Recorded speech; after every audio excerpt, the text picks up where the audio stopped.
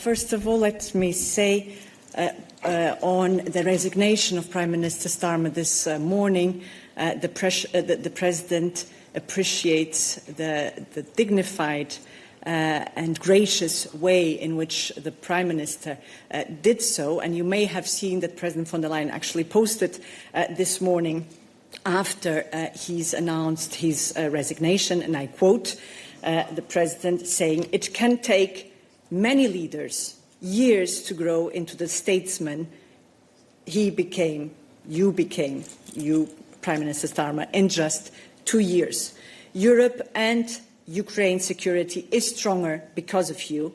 Thank you, dear Keir." So the President wanted to acknowledge the contribution of the UK and of the Prime Minister himself to make Europe and Ukrainian security stronger, notably through all his efforts in the coalition of the willing, through the efforts he's put in strengthening Europe's defence. And our relations with UK are and will remain strong.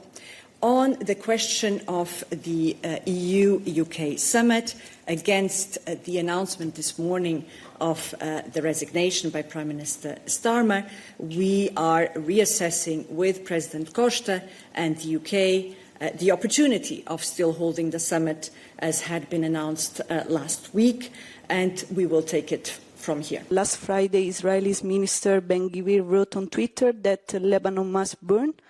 We know that the discussion on these sanctions have been postponed to July, but what's the stance of the Commission on these quotes, threats, considering the next discussion on these sanctions? Thanks. Thank you. On the remarks per se, let me be clear, the EU strongly condemns, and this in the strongly possible terms, such discourse. Now, on the point that you have raised, it has been actually tackled by the High Representative herself at the end of the last Foreign Affairs Council, where she had reported on the many member states that were in favor of sanctions against Minister Ben-Gvir, but that fell short of a consensus. So that was the state of play that the High Rep herself was vocal on.